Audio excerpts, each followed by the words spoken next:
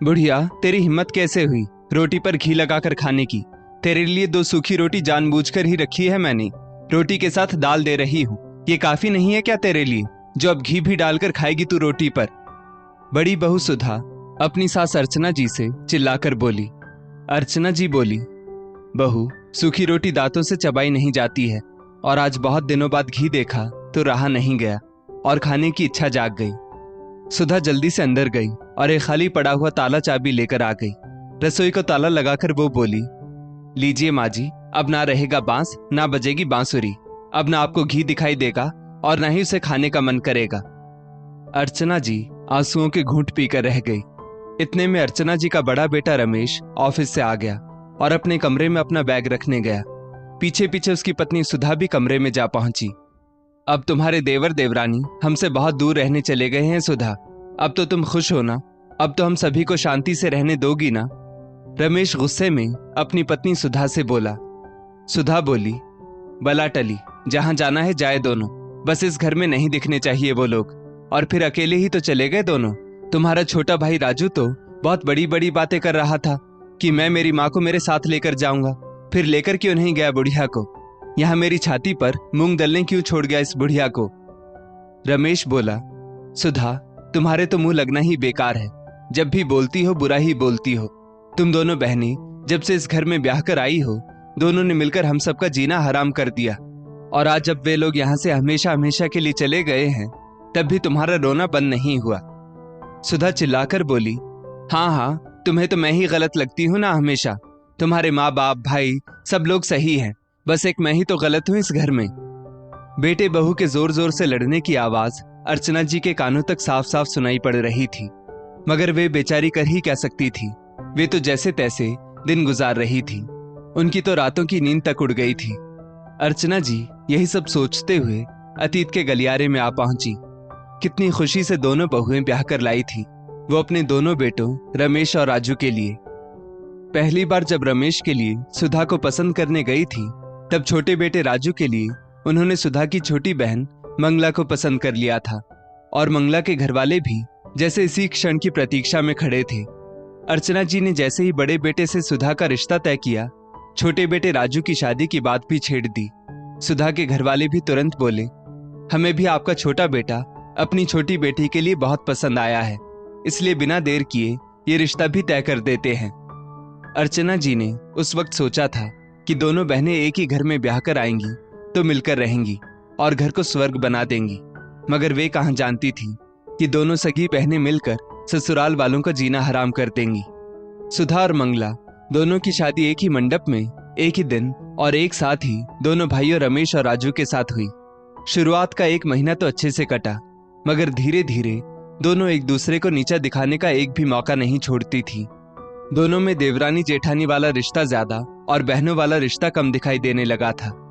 अर्चना जी के पति नंद किशोर जी रिटायर क्या हुए, दोनों बहनों में उनकी रिटायरमेंट के पैसों को लेकर बहस होने लगी कि वे पैसे किसको मिलेंगे। पहले से दोनों बहनें सुधा और मंगला में अपने अपने पति की कमाई को लेकर तो होड़ मची हुई ही थी। अब ससुर जी का घर, पैसा, सब कुछ इनकी नजर में आने लगा था और दोनों की नजर इतनी लालची हो गई थी कि दोनों एक दूसरे से कटी कटी रहती और जब भी मौका मिलता दोनों बहनें कुत्ते बिल्ली की तरह लड़ने लग जाती। दोनों अपने पतियों के बस में भी नहीं थी। दोनों की लड़ाई में सबसे बुरा हाल हुआ अर्चना जी और उनके पति नंद किशोर जी का। नंद किशोर जी दोनों बहुओं की लड़ाइयों से इतना आहत हो गए कि उन्हें लकवा मार गया। दोनों में से एक भी बहू नंद किशोर जी की सेवा तो छोड़ो, उनका हालचाल जानने में भी दिलचस्पी नहीं दिखाती थी। बेचारी अर्चना जी अकेली ही नंद किशोर जी का ध्यान रखती थी।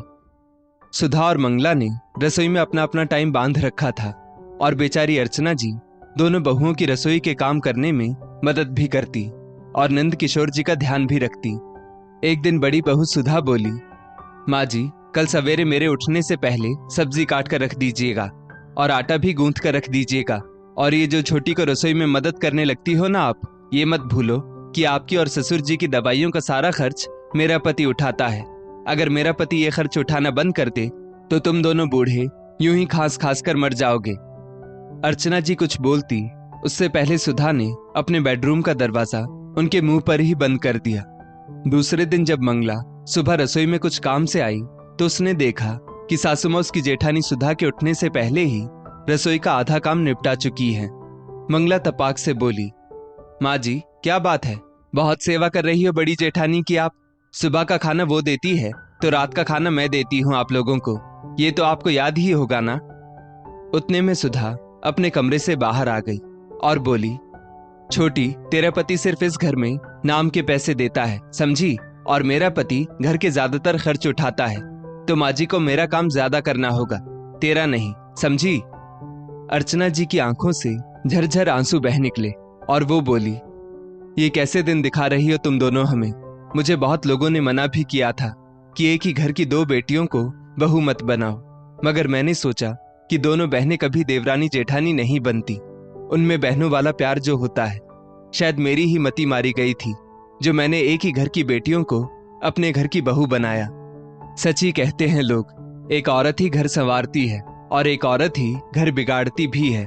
तुम दोनों के लिए तो हम लोगों की कोई अहमियत ही नहीं है, ना सास ससुर का कुछ लिहाज है ना अपने पतियों का। उतने में छोटी बहू मंगला बोली, चुप कर बुढ़िया, आज मैंने अपनी आंखों से तुझे सुधा दीदी के लिए ज्यादा काम करते पकड़ लिया है तो तू भाषण देने लग गई, और अब तक कहाँ छुपा रखे थे ये आंसू। अब शाम को मेरे रसोई में आने से पहले दाल चावल की तैयारी करके रखना, वरना मुझसे बुरा कोई नहीं होगा। अर्चना जी की आंखों से आज आंसुओं का सैलाब बरस रहा था और बेचारे नंद किशोर जी जो बिस्तर पर पड़े पड़े ये सब कुछ अपनी आंखों से देख रहे थे, अपनी ही किस्मत पर रो रहे थे कि ये कैसे दिन देखने पड़ रहे हैं उन्हें और उनकी पत्नी को। सबसे ज्यादा दुख तो उन्हें इस बात का हो रहा था कि वे अपनी पत्नी के लिए ना कुछ बोल सकते थे और ना कुछ कर सकते थे, बस उनकी आंखों से आंसू बहे जा रहे थे। थोड़ी देर में अर्चना जी नंद किशोर जी के लिए खाना ले आई और उन्हें खिलाते हुए बोली, आप क्यों रो रहे हैं, देखना आप जल्दी ठीक हो जाएंगे। मगर नंद किशोर जी बस एक टक अर्चना जी को देखे जा रहे थे, मानो वो कह रहे हो, अर्चना मैं तुम्हारे लिए कुछ नहीं कर पाया। दूसरे दिन सुबह नंद किशोर जी उठाने पर भी नहीं उठे, क्योंकि उन्होंने अपनी आंखें हमेशा हमेशा के लिए बंद कर ली थी। आए दिन बहुओं के रवैये से उनके दिल को सदमा लग गया था और वे भगवान को प्यारे हो गए थे। अब अर्चना जी और भी अकेली हो गई थी और उनके साथ बहुओं का रवैया भी बहुत बुरा हो गया था। दोनों भाई भी अपनी अपनी पत्नियों से परेशान हो चुके थे, मगर सुधा और मंगला अपनी मनमानी करने से बाज कहाँ आती थी। रमेश अपने छोटे भाई राजू को अपना छोटा भाई नहीं बल्कि अपने बेटे की तरह प्यार करता था, और छोटा भाई राजू भी बड़े भाई रमेश को पिता की तरह इज्जत देता था। मगर उनकी पत्नियां सगी बहनें होकर भी एक दूसरे के लिए चुड़ैल की भूमिका निभाती थी और सारे घर वालों का जीना दूभर कर दिया था। उनके इस तरह के रवैये से दोनों बेटे और उनकी मां अर्चना जी पिसकर रह गए थे। एक दिन रमेश बहुत उदास बैठा हुआ था, तभी अर्चना जी उसके पास आई और बोली, बेटा क्या बात है, तू आजकल बहुत उदास रहने लगा है। रमेश बोला, माँ मुझे कुछ समझ नहीं आ रहा कि मैं क्या करूं। छोटे भाई के लिए कुछ भी सोचता हूं तो खुदगर्ज कहलाता हूं। सुधा तानों की बौछार से मेरा जीना हराम कर देती है। वो राजू और मंगला से इतनी नफरत करती है कि उनकी शक्ल तक नहीं देखना चाहती। अर्चना जी बोली, रमेश जब पानी सिर से ऊपर चला जाए तो उसी समय सही निर्णय ले लेना चाहिए। तुम दोनों के घर की शांति भंग ना हो, इसलिए तुम दोनों भाइयों का अलग हो जाना ही अच्छा होगा। रमेश बोला, माँ छोटे के पास कहाँ इतने पैसे हैं कि वो अलग रहे, और सुधा मुझे छोटे की मदद करने देगी नहीं, मगर अब मुझे सुधा से छुपाकर राजू की मदद करनी होगी ताकि उसे पता न चले और घर की शांति भी भंग ना हो। अर्चना जी जानती थी कि रमेश एक अच्छा बेटा होने के साथ साथ एक अच्छा भाई भी है, इसलिए सुधा घर में उनके साथ कैसा बर्ताव करती है ये बातें वो कभी रमेश को बताती नहीं थी, क्योंकि वे जानती थी रमेश अपनी माँ का अपमान सहन नहीं कर पाएगा, और उन्हें डर था कि रमेश ये सब सुनकर कहीं सुधा पर हाथ न उठा दे। इस घर से उनके पति नंद किशोर जी की यादें जुड़ी थी, इसलिए वो ये घर भी छोड़ना नहीं चाहती थी। दूसरे दिन सुबह सुबह फिर दोनों बहनें सुधा और मंगला किसी बात पर झगड़ पड़ी। उतने में वहां राजू आकर अपनी पत्नी मंगला को डांट लगाकर बोला, बड़ी भाभी तो किसी बात को नहीं समझती, कम से कम तुम तो समझा करो। ये सुनते ही सुधा चिल्लाकर बोली, देवर जी, अगर आपको मुझसे इतनी ही दिक्कत है तो अलग रहने क्यों नहीं चले जाते?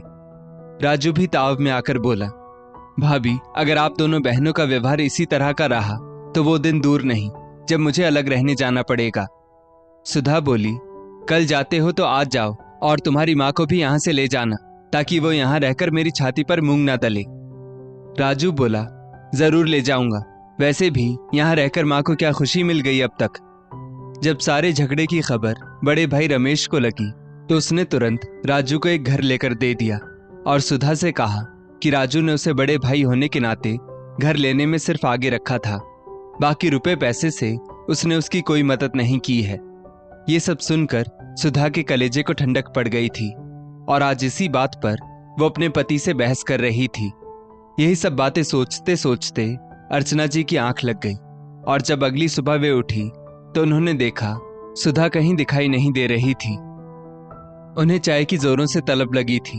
वैसे ही उन्हें सुबह सिर्फ चाय ही तो नसीब होती थी, वो भी खुद ही तो बनानी पड़ती थी, मगर रसोई में ताला लगा हुआ था और सुधा कहीं दिखाई नहीं दे रही थी। थोड़ी देर बाद सुधा ने रसोई का ताला खोला और नहाने चली गई। अर्चना जी रसोई में अपने लिए चाय बनाने चली गई।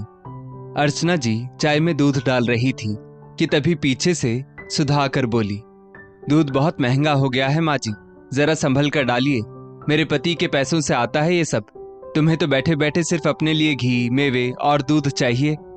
अर्चना जी बोली, बहू, तुम्हारा पति मेरा भी बेटा है, बार बार अपने पति के पैसों की धौंस न जमाओ।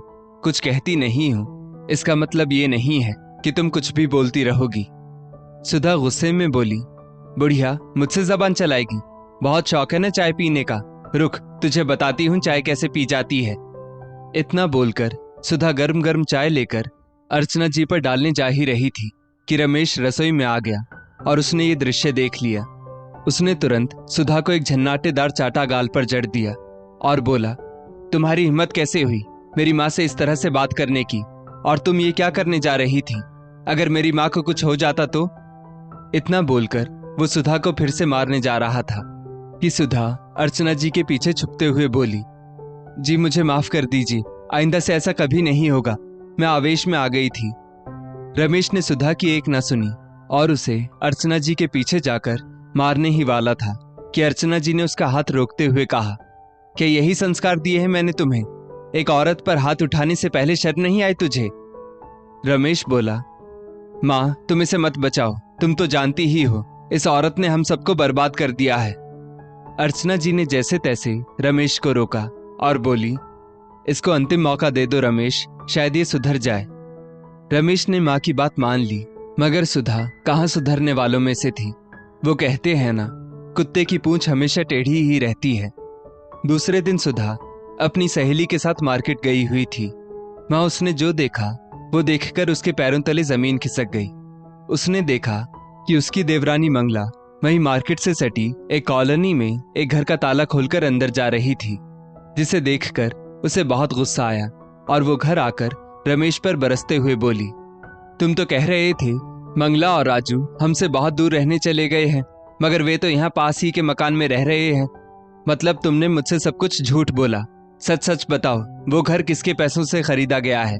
और तुम्हारी माँ के पास रहने का इतना ही शौक है तुम्हारे छोटे भाई को, तो इस बुढ़िया को भी अपने साथ क्यों नहीं ले जाता?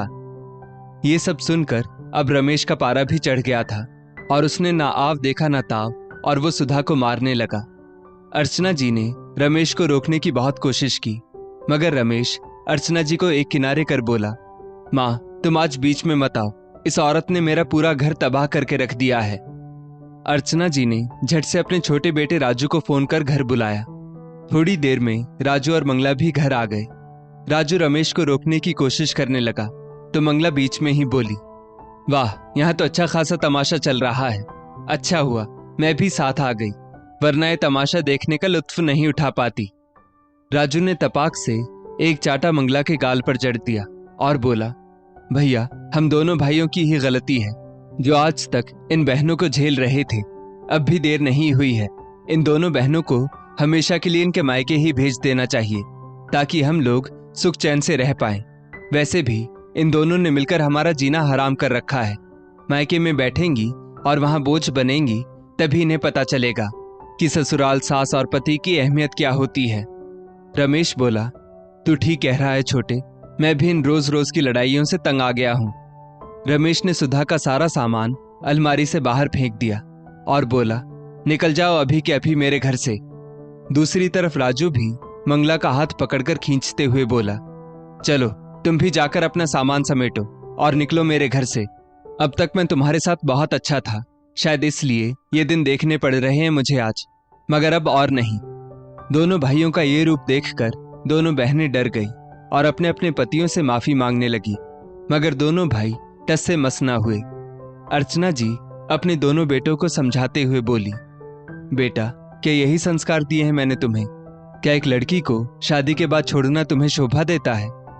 रमेश बोला, देखा सुधा, जिस सास की तुमने कभी अहमियत नहीं समझी, उन्हें इज्जत नहीं दी, वही आज तुम दोनों को बचाने आई है। सुधा और मंगला दोनों अर्चना जी के पैरों में गिर पड़ी। सुधा बोली, माँ जी, मैंने आप पर इतने अत्याचार किए, फिर भी आप आज मुझे घर से निकलने नहीं देना चाहती। मंगला बोली, माँ, हम दोनों बहनें पैसों के लालच में अंधी हो गई थी। हम दोनों जब छोटी थी तो अपनी सारी चीजें एक दूसरे से बांटा करती थी, मगर शादी के बाद हमारी मति मारी गई थी। मैंने भी आपका बहुत अपमान किया है, मुझे माफ कर दीजिए। दोनों बहनों ने एक दूसरे से भी माफी मांगी।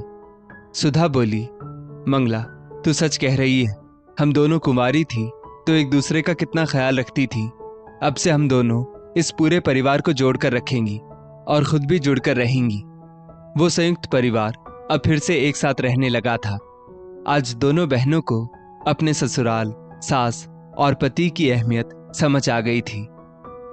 दोस्तों, एक लड़की के लिए उसका घर परिवार, पति सब कुछ होता है, मगर कुछ औरतें परिवार तोड़ना चाहती हैं और अकेले घर पर राज करना चाहती हैं। वे ये भूल जाती हैं कि जमीन जायदाद व पैसों का लालच एक दिन उनकी खुद की हस्ती भी डुबो ले जाता है। इस स्टोरी को लेकर आपकी क्या राय है, नीचे कमेंट करके जरूर बताइएगा और ऐसी ही और भी बेहतरीन वीडियोस के लिए हमारा पेज जरूर फॉलो करें। धन्यवाद।